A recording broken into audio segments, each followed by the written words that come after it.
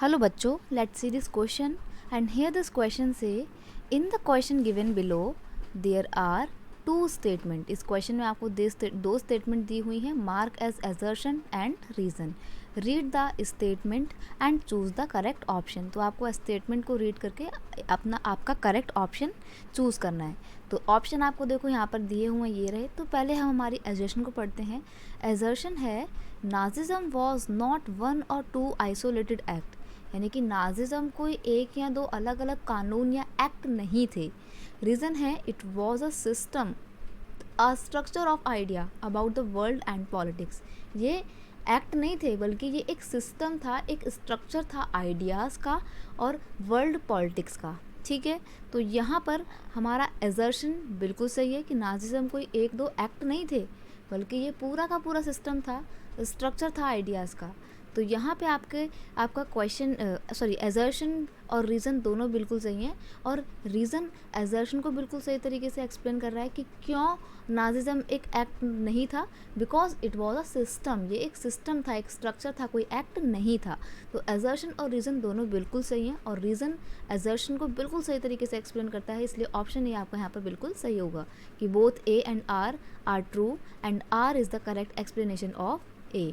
अब देखिए यहाँ पे क्वेश्चन का की कॉन्सेप्ट क्या है. नाजिज़म है क्वेश्चन का की कॉन्सेप्ट. होता क्या है नाजिज़म, तो देखिए इट वॉज अ सिस्टम, ये एक सिस्टम होता है.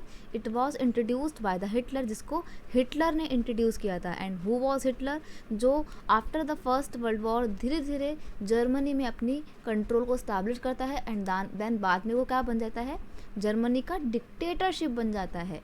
विच हैड अ स्ट्रक्चर, यानी कि ये जो आपका नाजिज़म होता है ये इसका एक स्ट्रक्चर होता है, ये एक सिस्टम है जिसका एक स्ट्रक्चर होता है. और इस सिस्टम को किसने इंट्रोड्यूस किया था, हिटलर ने इंट्रोड्यूस किया था. और ये स्ट्रक्चर होता है आइडियाज़ का and about the world and it's politics, पूरे विश्व का और विश्व के पॉलिटिक्स का जो पूरा स्ट्रक्चर है आइडियाज़ का, वो होता है आपका नाजिज़म. इस आइडियोलॉजी को after the 1930 it's mean great depression के बाद पूरे जर्मनी में बहुत ही तेज़ी से नाजिज़म मूवमेंट की इस्टेब्लिशमेंट होती है. यानी कि आप लिख सकते हो आफ्टर 1929 या 30, जब ग्रेट डिप्रेशन चला जाता है, Nazism movement spread in whole Germany.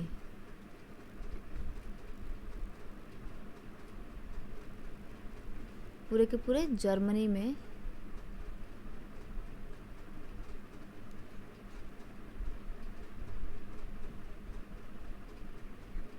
इस मूवमेंट ने अपने पैर पसारने शुरू किए. और जैसे जैसे मूवमेंट पावरफुल होता गया वैसे वैसे हिटलर की शक्ति बढ़ती गई. और एक टाइम आता है ऐसा 1934 से 35 के बाद कि पूरे जर्मनी में नाजिज़म आइडियोलॉजी बहुत ही ज़्यादा अपने टॉप पे पहुंच जाती है और हिटलर पूरे जर्मनी पे अपना डिक्टेटरशिप रूल इस्टेब्लिश कर देते हैं. So here your option A is final answer. I hope you understand it well. Best of luck.